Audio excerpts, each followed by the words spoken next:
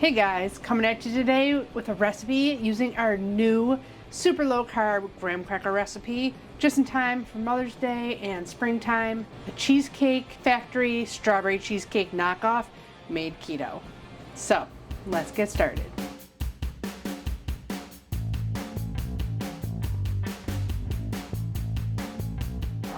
Hey everyone, welcome back. If you're new here, thanks for joining me. My name's Alycia. I'm a pastry chef with a sweet tooth, and now I own a keto gluten-free bakery. And I'm here to teach you how to make the best keto recipes possible. So if you aren't into learning and all the tips and tricks, hit up the description box for a blog post to the full recipe.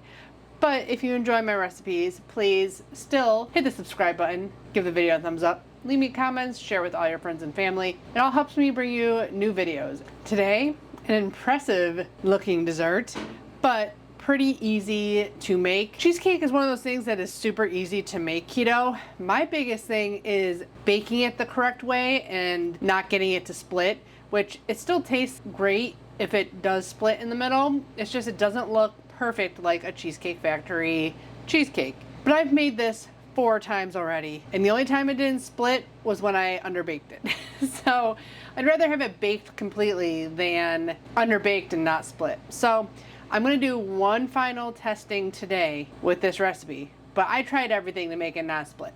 So let's get started on this strawberry cheesecake Factory knockoff recipe.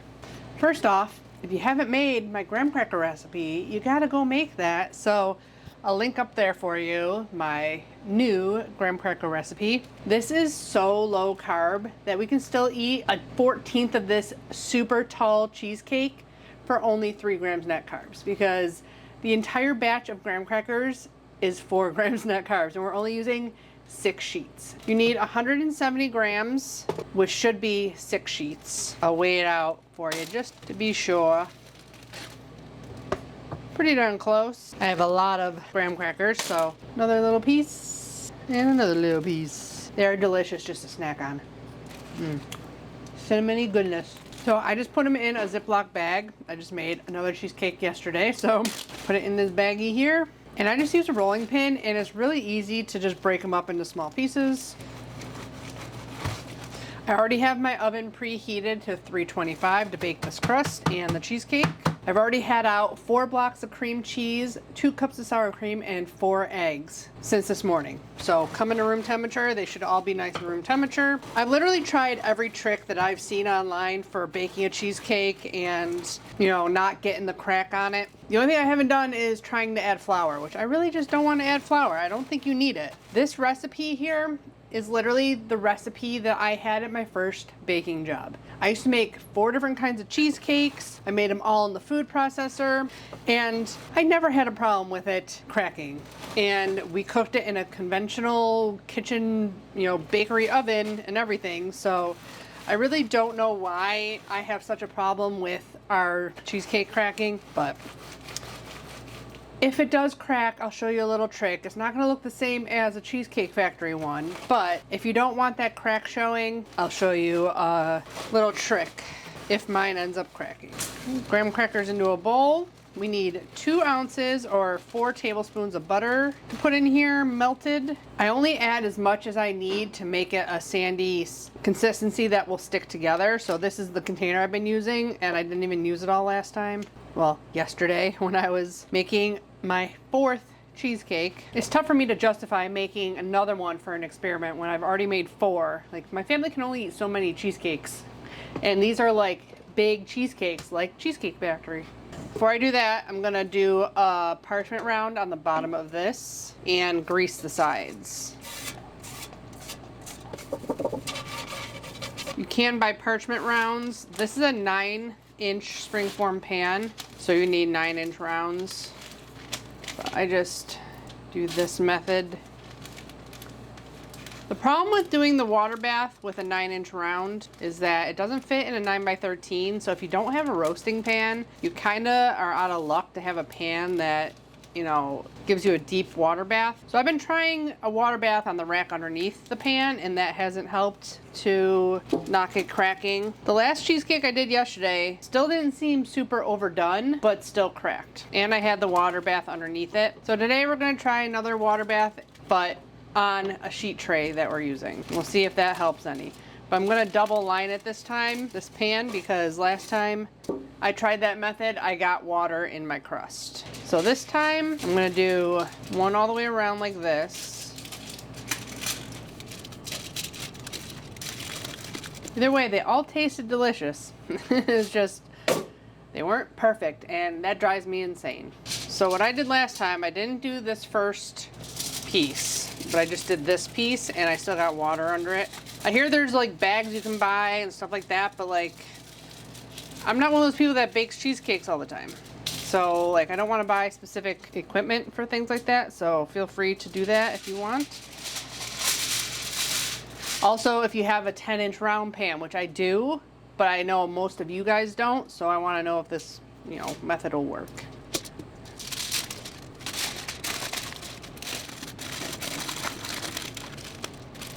Okay, now add in your melted butter.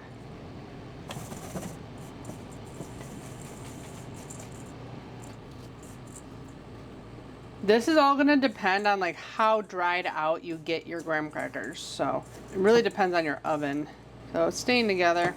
So you might not need all 4 tablespoons. It also depends on like how much you break it up too. Because the more you break it up, the more individual particles you'll need to stick together and will absorb that butter.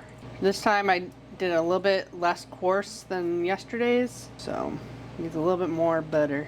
Now, this is the first time doing a Cheesecake Factory cheesecake crust because normally I don't put it up on the sides because our graham cracker was so much higher in carbs that it would add too many carbs because cream cheese has carbs, sour cream has carbs, eggs have carbs. So with this being super low now, we can add extra graham crackers. You can even add more if you want. This makes a pretty thin crust on the bottom and up the sides. Now the trick to getting it as even as possible is to spread it all out first and then start patting it in. Wash my hands real quick and we'll get to patting this all out. I think the best tool for this is like a metal measuring cup. You want to spread it all out pretty evenly, but have a bunch extra at the edges. You don't want to push it down yet. You're just kind of trying to spread it out evenly. You can do this part with your hand. You start in the middle, work your way out to the edge. And as you go, you just push it down a little bit more and compact it a little bit more.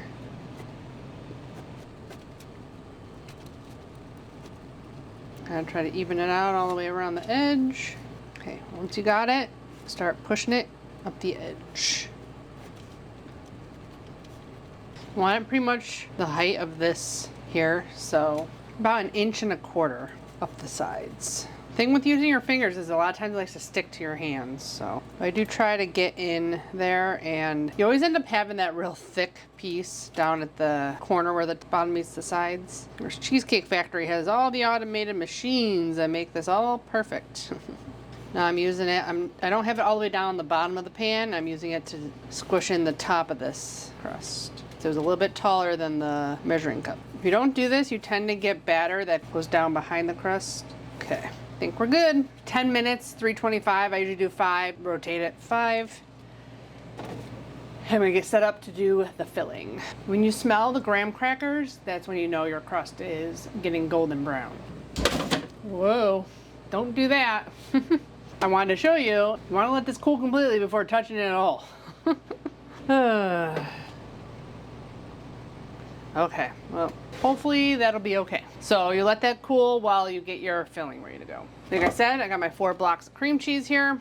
One of the suggestions was not beating your cream cheese filling too much, but I think it was more so beating the eggs too much and creating aeration that can cause cracking. So in all the recipes I didn't beat the eggs in at all. I just like did them until they were just combined at the end. But the thing with our keto sweeteners is you need to blend them up in the beginning, especially erythritol, because if you don't mix it and blend it enough, you will get these like crystallized looking patches on the top of your cheesecake, because when you cook erythritol and it cools back down, it recrystallizes.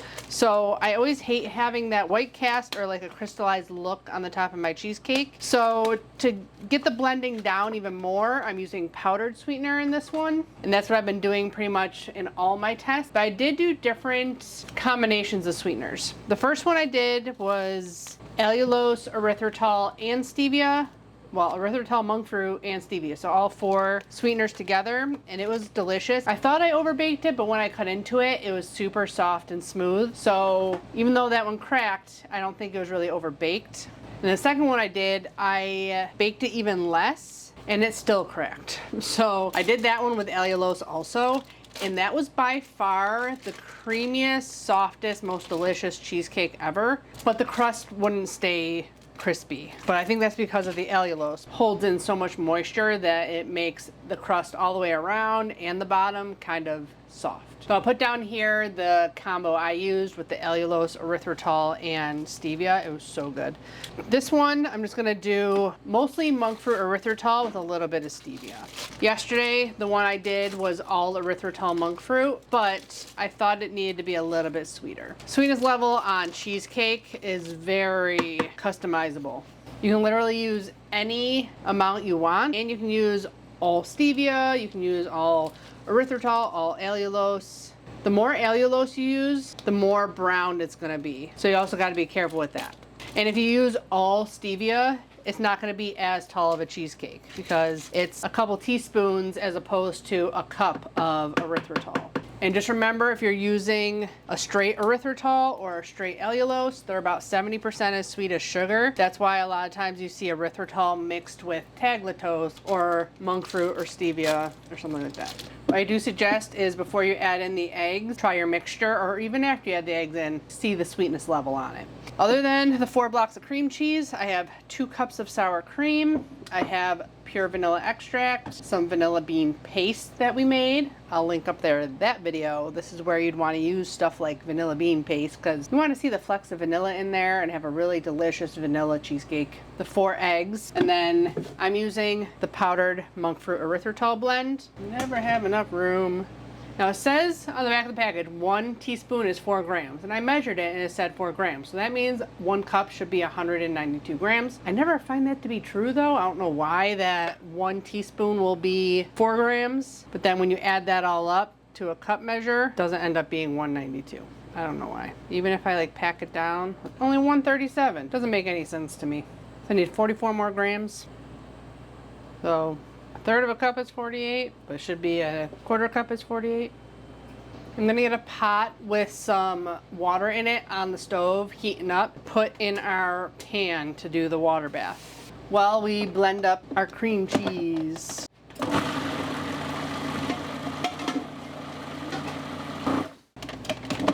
This is the method I used at my first bakery job, and it's so much easier than using a KitchenAid or mixer or anything. Like I said, I never had problems with cracking at the bakery. Maybe we did and I just don't remember. It was a long time ago, 20 years.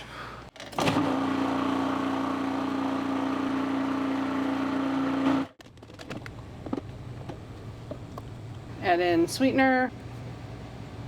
It seems like that should be sweet enough, but then we're adding 2 cups of sour cream too, I suppose. So to me, it wasn't quite sweet enough. Do a half teaspoon of stevia. Now here's where you want to mix it up quite a bit. Even yesterday, I didn't do a big blend on the sweetener because I thought because we used powder that we wouldn't need to blend it too much, and I still ended up with the little bits of crystal on top of the cheesecake. So you want to make sure you blend this up really well.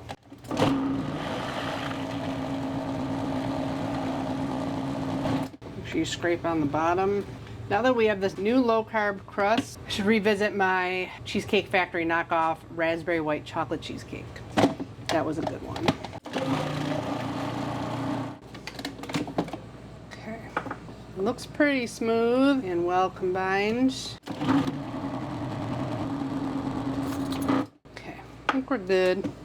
I'm gonna add in a teaspoon of pure vanilla extract and a teaspoon of the vanilla bean paste. You gotta shake it up a little bit.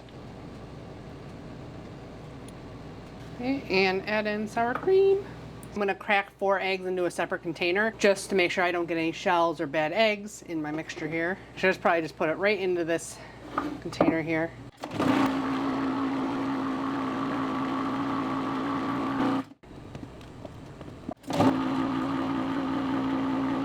Tastes nice and sweet and vanilla to me. Add in eggs. I'll do blend, stir, blend, but not too long. Make sure you get all the way down to the bottom. You get the chunks down there. One more, right into the crust. Only blended for 1:30 total. Crust should be pretty much cool. I just go and pour the whole thing in. Should go up over the crust. Water is boiling over there. I'm just going to do the sides. I'm not going to do the bottom because there's a bunch of cream cheese down there that I don't want in the cheesecake. Okay. Give it a couple taps. And I try to get all the air bubbles out. Again, this is something I would think would keep it from cracking, but so far I have not had good luck. If any of you guys have any suggestions, leave it down in the comments below. Anything else I can do differently to make this not crack? We'll see, maybe it won't crack this time. Who knows? I already jinxed myself. Okay, so I'm gonna put this into the oven. I'm gonna use a glass measuring cup to pour water onto the pan. I'm trying to put it as much as I can to get it about halfway up the cheesecake. I'm totally not gonna be able to film putting the water in the pan. I'm gonna film it right here, I suppose.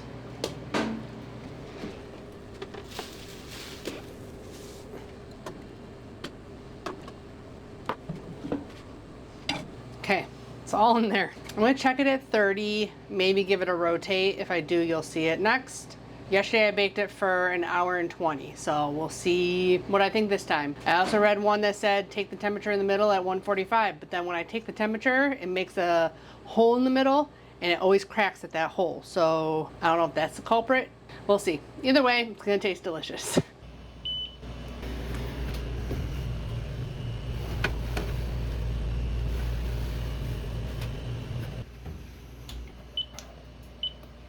While that is baking, you can get going on the strawberries for the topping on this.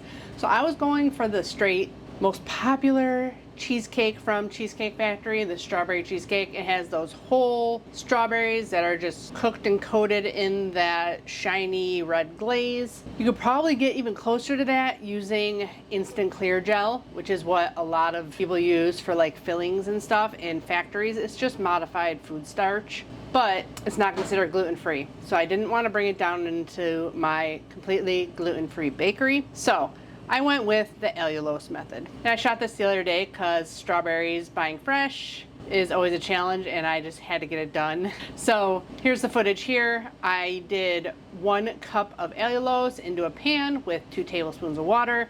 Cooked that until 245 degrees. While that was cooking, I weighed out similar sized strawberries and wanted 1 pound of strawberries with the tops cut off. You want them similar size because if some are really tiny and some are really big, the tiny ones are gonna cook and get mushy before the big ones are cooked through all the way.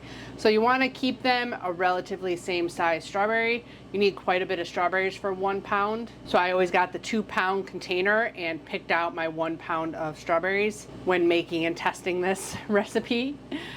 Once your syrup's up to 245, you add in all your strawberries, cover it, turn it to medium-low, cook it for 5 minutes, stirring like every minute or so. And then I turned it up to medium and cooked it for another 10 to 15 minutes, depending on how big your strawberries are. So I just kept cooking it, stirring it, and then I was using a fork to test whether the strawberries are cooked all the way through. You want to do this kind of gently just because you don't want the strawberries falling apart. You want those nice big strawberries on top of your cheesecake and stuff. So you definitely want to do this gentle and more gentle than you think. I probably even went a little bit too hard when I was making it. So low and slow is the name of the game to get them nice and soft but still keep them intact in big strawberries. Once they're pretty much fork tender all the way through, pull it off, put it into something to cool down, and that syrup will get nice and thick around the strawberries. Okay, it's been an hour. So I just looked back at all my notes, and the last time I did this with a water bath, I did an hour, and that was the one that was completely raw. So I'm definitely gonna set it for another 20 minutes now. I'm not gonna turn it at all, and I might turn it and set it for another 20, because I do not want a raw cheesecake. Okay, it's been 20 more minutes. I'm gonna check on it and give it a little jiggle test and see if I think it needs another, amount of time. We shall see.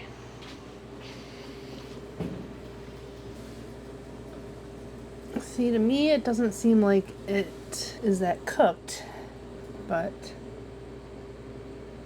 think I'll do another 10 minutes. Okay, it's been an hour and a half. I think I'm gonna call it. We're gonna take one more look. We're gonna turn off the oven and leave it in there with the door cracked for an hour, or at least 30 minutes. We'll see. It is getting to be a time where my boy is gonna be home, so. It doesn't seem too jiggly. I think it's completely done, so leave it like that. I'm gonna set it for an hour, but I might, once it's like pretty cooled and it looks like it's not gonna crack, hopefully I'll pull it out of the oven. And then you gotta let it cool on the rack until it's like completely room temperature. Before putting it into the refrigerator, I would take off the outside springform pan. Chocolate? Okay, well, it's been 48 minutes and it doesn't look like the cheesecake is cracking, so I'm gonna pull it out and let it cool the rest of the way on the countertop.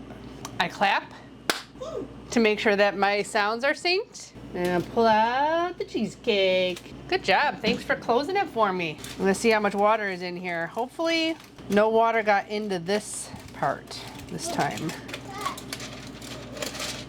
Okay, just butter, no water, yay. I have no idea why all the butter seeps out of the crust. So I'm gonna let this cool to room temperature and then we'll have to cut it open on another day. You wanna say bye? You wanna wave? Say bye. Bye. 1 hour later. Time to unmold it.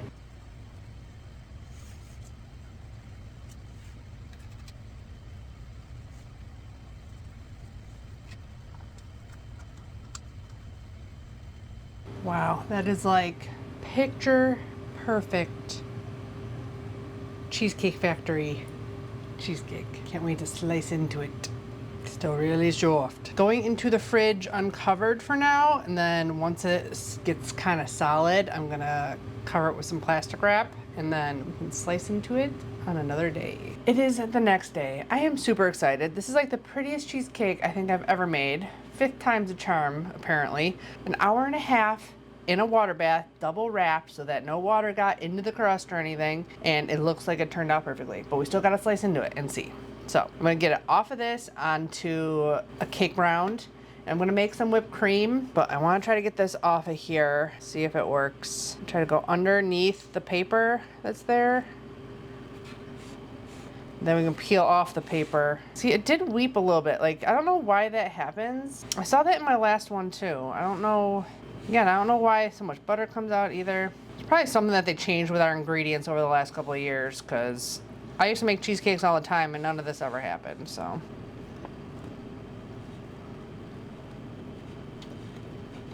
Looks like a lot of it came up off the paper. Oh no, no cracking. Ugh. Well, maybe I shouldn't put the paper on it. I just always worry about it sticking. Still looks fine. That looks like a beautiful cheesecake. I'll make this whipped cream real quick, and then we can slice into it and add our strawberries. Okay, I have a 1C tip here I'm using.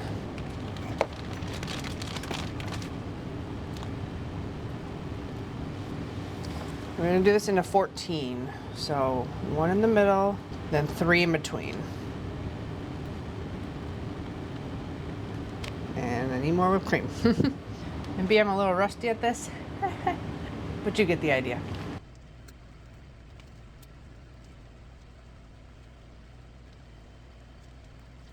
Okay, let's do a slice. See how it looks inside. It's still super soft.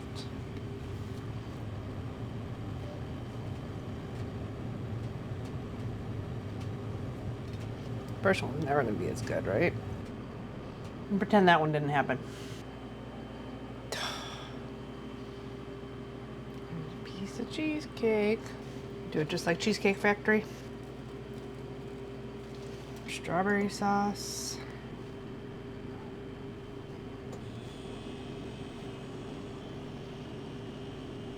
Say that looks pretty spot on to the Cheesecake Factory strawberry cheesecake. I'll put up the comparison nutrition labels here for a slice of Cheesecake Factory and a slice of ours. I didn't add in the whipped cream and the strawberries to it. Okay, it's time to dig into this, see how it turned out.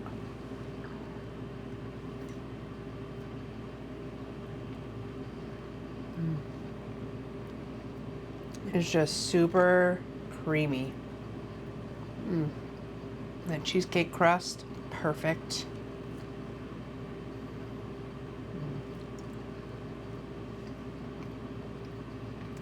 Nice and crunchy. Cream on top. Some of the strawberry. It's hard to cut in the air. Still a little bit of crunch to the strawberries. Sweet creamy cheesecake, so good. Perfect springtime dessert for Mother's Day. And this is one of those things that like no one can tell it's keto. It doesn't have like any, erythritol cooling effect, even if you use erythritol, because like it's just so cream cheesy. So good. So I hope you guys and your mothers enjoy this recipe.